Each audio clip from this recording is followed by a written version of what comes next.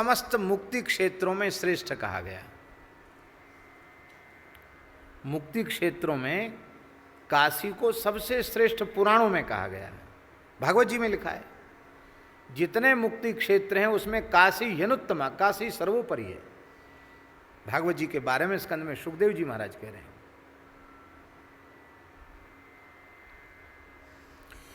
काशी की विशेषता यह है, यहां तीनों शरीरों का नाश हो जाता है। काशी में मृत्यु होने पर स्थूल देह तो चिता में जाकर नष्ट हो जाएगा, पर सूक्ष्म देह और कारण देह रहते हैं, सूक्ष्म शरीर और कारण शरीर।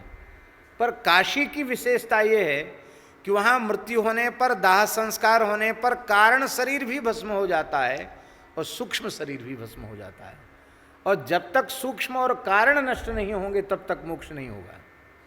ये विशेषता वहां की भूमि में है। वहां मरने वाले कीट पतंग को भी मोक्ष प्राप्त हो जाता है।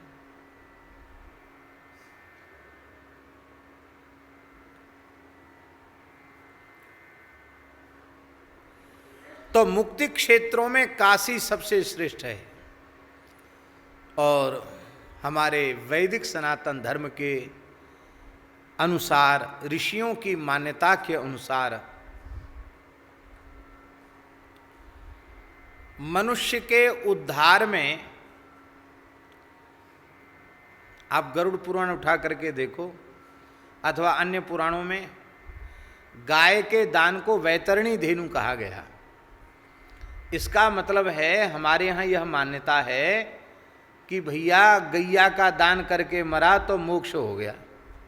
गैया की पूंछ पकड़ के किसी पवित्र ब्राह्मण को दान कर दिया तो कहते हैं कि अब ये गोलोक धाम चला गया, अब ये मुक्त हो गया।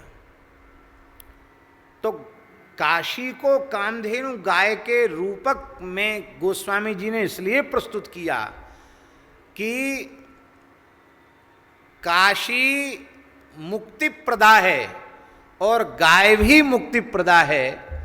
गाय मुक्ति देने वाली है, काशी भी सद्य मुक्ति देने वाली है, गाय भी सद्य मुक्ति देने वाली है। इसलिए गाय को काशी कहा, काशी को गाय कहा, ऐसा कहा गोस्वामी जी। पर तुलसीदास जी महाराज कह रहे हैं कि सेय सहित स्नेह, इस काशी रूपी कामधेनु गाय का सेवन अथवा कामधेनु स्वरूपा काशीपुरी का सेवन सामान्य बुद्धि से नहीं करना चाहिए। स्नेह पूर्वक सेवन करना चाहिए, प्रेम पूर्वक सेवन करना चाहिए। देखो, गाय की प्रेम पूर्वक सेवा करोगे तो गाय के प्रति अपराध नहीं बनेंगे, और गाय के प्रति अपराध नहीं बनेंगे तो गाय कृपा करके अपनी महिमा का प्रकाश स्वयं ही कर देगी। आपने अनुभव किया होगा पिताजी कि पूज्य स्वामी श्री दत्त शरणानंद जी महाराज, गोऋषि स्वामी श्री दत्त शरणानंद जी महाराज पथमेड़ा महाराज जी, उन्होंने कोई विधिवत न्याय व्याकरण वेदांत आदि शास्त्रों को पढ़ा हो, ऐसा नहीं है। काशी में, अयोध्या में कहाँ जाकर उन्होंने प्रथमा से लेकर आचार्य तक उत्तीर्ण की? पढ़ी नहीं। संस्कृत की पढ़ाई विधिवत नहीं हुई तो बोले चलो कोई बात नहीं, स्कूल में विद्यालय में नहीं पढ़े होंगे, अब पढ़ते रहे तो पढ़ने की फुर्सत कहाँ है उनको। लाखों गायों के पोषण पालन में वे लगे हैं। उनका सोना जगना, बैठना, चलना फिरना, देखना, समझना, सुनना सब गाय के लिए है, और वे ऐसा समझें कि उनका जीवन ही गाय है। तो उनके पास इतना अवकाश नहीं है कि वे बड़े बड़े पोथन्ना खोल के उलट पलट के पढ़ें, जैसा हमने उनके निकट जाकर अनुभव किया है। उनको इतना अवकाश नहीं है कि वो पुस्तक पढ़ें, ग्रंथ पढ़ें। लेकिन जब कभी वे गाय के बारे में कुछ भी अपनी वाणी से बोलते हैं तो वह शास्त्र सम्मत तो होता ही है। ऐसा अद्भुत बोलते हैं कि माने उसका कोई जोड़ नहीं। कोई व्यक्ति भारतवर्ष का बड़े से बड़ा विद्वान उतना बढ़िया गाय के संबंध में कुछ नहीं कह सकता जो वाणी गाय के संबंध में पूज्य पथमेड़ा महाराज जी की निकलती है। क्यों? वे स्नेह पूर्वक गोमाता की सेवा करते हैं। वे पशु मानकर नहीं, वे भगवान की भी मां मानकर, हरिहर की भी परम वंदिता आराध्या उपास्या मानकर गाय की सेवा करते हैं। इसलिए ऐसा लगता है कि पूज्या गोमाता ने अपने रहस्यों का, अपनी गरिमा का, अपनी महिमा का, अपने तत्व का उनके भीतर स्वयं प्रकाश कर दिया है। गाय ने अपने स्वरूप को उनके अंतःकरण में प्रकट कर दिया, प्रकाशित कर दिया है।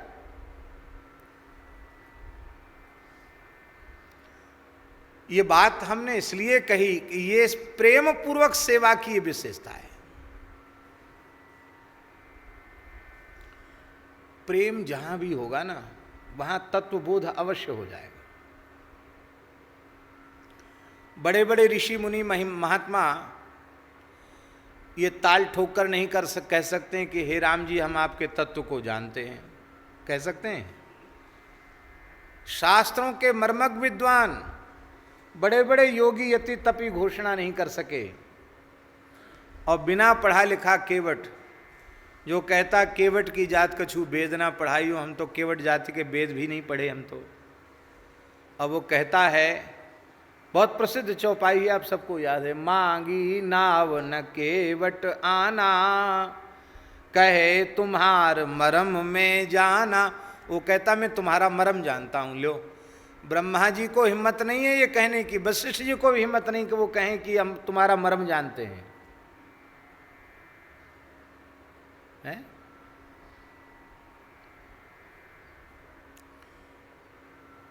वाल्मीकि जी क्या कह रहे हैं? जग पेखन तुम देख निहारे,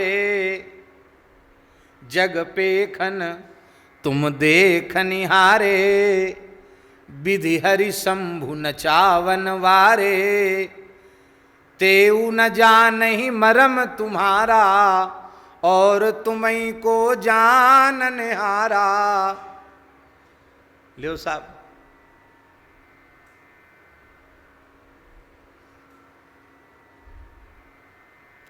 विधि हरि शंभु को नचाने वाले, ये विधि हरि शंभु भी मरम नहीं जानते तो और मरम कौन जानेगा? और केवट कहता है कहे तुम्हार मरम में जाना, मैं मरम जानता हूं।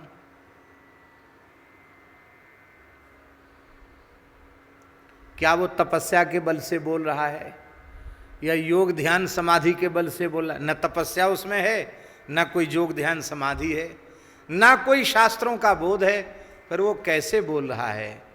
भले ही निरक्षर भट्टाचार्य ही क्यों न हो, पर श्री रघुनाथ जी मेरे हैं, हम श्री रघुनाथ जी के हैं, उनके प्रति उसकी निश्चल प्रीति है। उस प्रेम के कारण श्री रघुनाथ जी ने उसके भोले भाले निर्मल हृदय में अपने तत्व का प्रकाश कर दिया।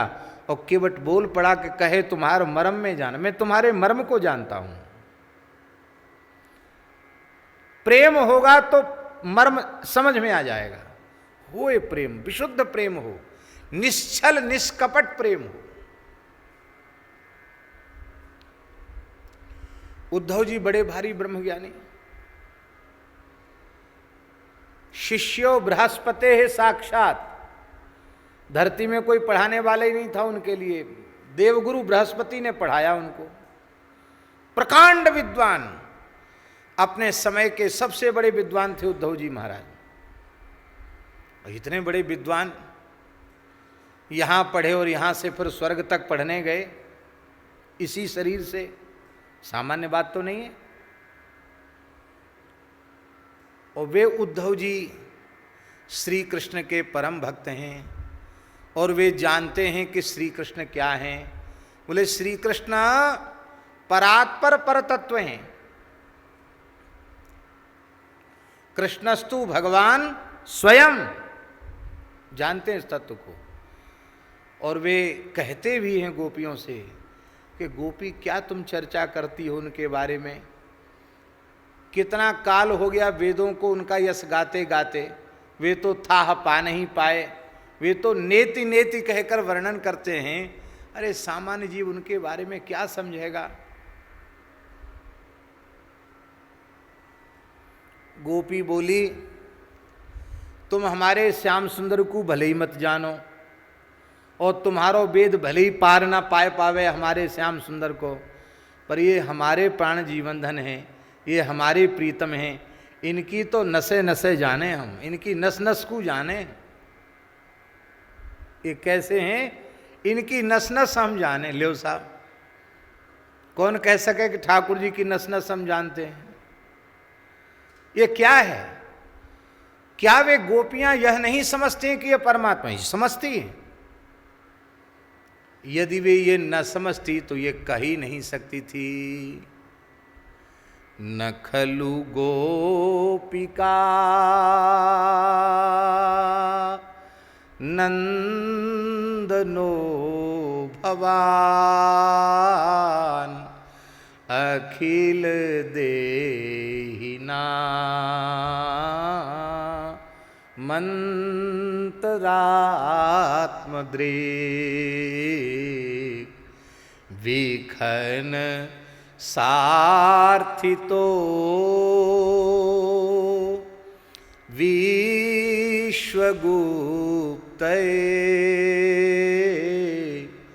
सख उदेयीबान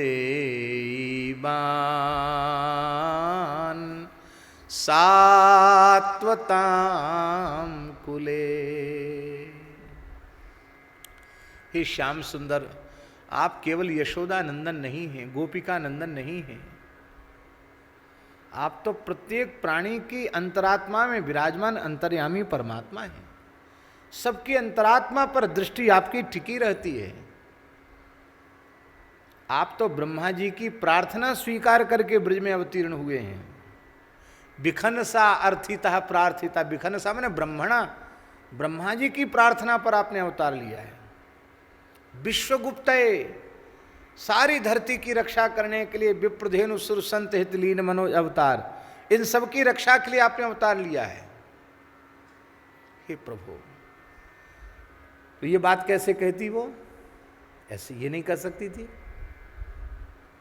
भगवत तत्व को वो न जानती हो, केवल गोप कुमार समझती हो, ऐसी बात नहीं है। लेकिन वे कहते हैं कि चाहे जितने बड़े से बड़े बने रहें, हमारे तो प्रीतम हैं।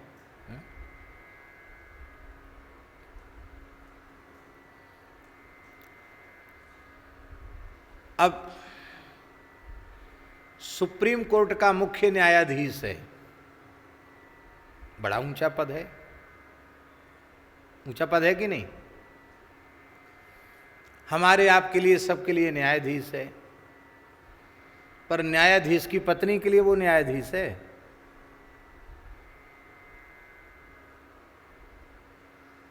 अथवा चलो पत्नी के लिए भी एक बार मान लो, छोटा सा बच्चा है न्यायाधीश का, उसके लिए भी वो न्यायाधीश है, उसके लिए तो बाप है।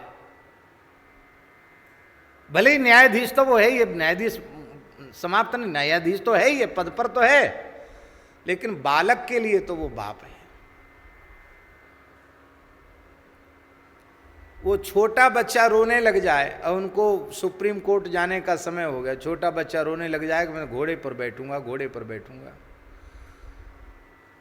तो रोते हुए बच्चे को खुश करने के लिए वो जज ही घोड़ा बन जाएगा। लो बच्चा पीठ पर बैठ जाओ, वो प्रसन्न हो जाएगा, हम घोड़े पर सवारी हमने कर ली। लो साहब, ये क्या है? ये प्रेम की महिमा है। तुम चाहे जितने बड़े हो, हमारे हो, हमारे हो। प्रेम के बिना तत्व का प्रकाश नहीं होता है। इसीलिए कबीर जी का दोहा बहुत प्रसिद्ध है, पोथी पढ़ पढ़ जगमुआ पंडित भया न कोए, ढाई आखर प्रेम का पढ़े सो पंडित होए। पंडित माने क्या होता है? पंडित शब्द संस्कृत भाषा का शब्द है और पंडा शब्द से पंडित शब्द बना है। पंडा शब्द से पंडित शब्द बना है। पंडा किसको कहते हैं? पंडा एक बुद्धि का नाम है। पंडा किसका नाम है? किसी व्यक्ति का नाम नहीं है पंडा, बुद्धि का नाम है पंडा। सद असद विवेकनी बुद्धि ही पंडा। जिस बुद्धि में यह सत है और यह असत है, ऐसा विवेक हो जाए, उस बुद्धि का नाम है पंडा। और ऐसी बुद्धि जिसको सिद्ध हो जाए, जागृत हो जाए, उस व्यक्ति को पंडित कहते हैं। पंडा संजाता अस्य। पंडा माने सत असत विवेक करने वाली बुद्धि जिसको उत्पन्न हो जाए, उसको पंडित कहते हैं। तदस्य संजातम तारका दिव्य इतच, महर्षि पाणिनि का सूत्र है। इस सूत्र से इतच प्रत्यय होकर के पंडा शब्द से पंडित शब्द निष्पन्न होता है।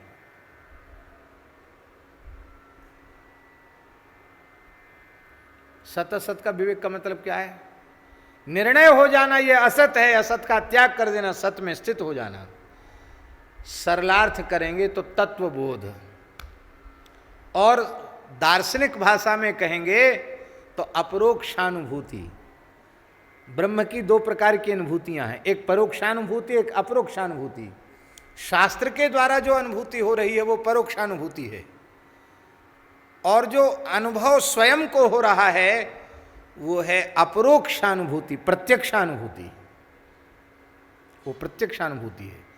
इसका मतलब है प्रत्यक्षानुभूति ईश्वर की जिसे हो चुकी है, वही कबीर जी की परिभाषा में पंडित कहलाने की योग्य है।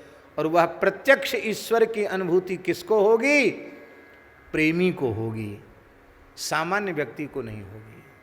इसलिए 2.5 आखर प्रेम का पढ़े सो पंडित हो रहे। प्रेम प्राप्त हो जाए तो भगवत तत्व का बोध हो जाएगा।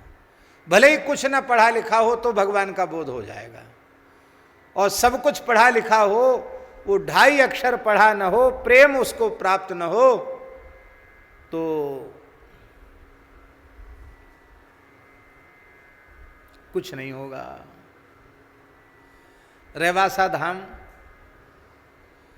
जहां श्री स्वामी अग्रदेवाचार्य जी महाराज का पीठ है, नाभाजी का गुरु स्थान, आज भी जागृत स्थान है। वहां विलक्षण अनुभूतियां होती रहती हैं, क्योंकि परम रसिकाचार्य श्री अग्रदेवाचार्य जी महाराज की साधना स्थली है। तो काशी के एक बहुत बड़े विद्वान परम पूज्य श्री दातार शास्त्री जी, जिनका शरीर अब नहीं है, एक ग्रंथ लिख रहे थे संस्कृत का। उसके लिए वो काशी से यहाँ आ गए, एकांत में उसको लिखना था। तो रात्रि को कुछ लेखन चिंतन करते थे। तो एक दिन उनको रात्रि के समय बगीचे में, वो स्थान में जो उसी से लगा हुआ बगीचा है, कुंज भवन है, निकुंज है, सीय मनोरंजनी वाटिका, जहाँ अग्रस्वामी जी मानसी सेवा में रहते थे। तो रात्रि में उनको नूपुर सुनाई पड़े। पाए जेब की रुनक झुनक की आवाज़ के कोई नृत्य कर रहा है, और आवाज़ आ रही है नूपुरों की। वो बेचारे पंडित जी घबरा गए। उन्होंने कहा ये कौन नाचती है? सवेरे उन्होंने रेवासा महाराज जी से कहा कि रेवासा महाराज जी तो उनसे काशी में पढ़े हुए थे, उनका नाम लिया। बोले महाराज आपके यहाँ कोई चुड़ैल रहती है। कैसे? बोले रात को ऐसे ऐसे कोई नाचती है, नूपुर की आवाज़ सुनाई पड़ती है। अब तो उन्होंने कान पर, अरे राम राम गुरुजी आप क्या बोल रहे हैं? आप बड़े भाग्यशाली हैं, नियम से त्रिकाल संध्या करते हैं, इतना भजन करते, इसलिए किशोरी जी ने अपने नूपुर की झुनकार आपको सुना दी। अब आप ध्यान देना द्वारा से। महाराज जैसे ही उन्हें एक ही रात्रि को सुनाई पड़ी थी, जैसे उनके मुंह से निकल गया कि चुड़ैल नाचती है कोई, उसके बाद काफ़ी समय तक वे रहे, बहुत रोए, बहुत प्रार्थना की, लेकिन उसके बाद कोई अनुभूति उनको नहीं हुई। उसके बाद कोई अनुभूति उनको नहीं हुई। विकल भी बहुत हुए, हमसे बड़ा अपराध हो गया। भैया शास्त्र ज्ञान से नहीं, ये तो सोई जाने जे देहु जनाई। यहां तो किशोरी जी ने खुद कृपा की थी, ठुमुक ठुमुक चलत चाल जनक नंदनी है, स्वयं अनुभूति कराई थी किशोरी जी ने, लेकिन वे नहीं समझ पाए, नहीं पहचान पाए और वंचित हो गए।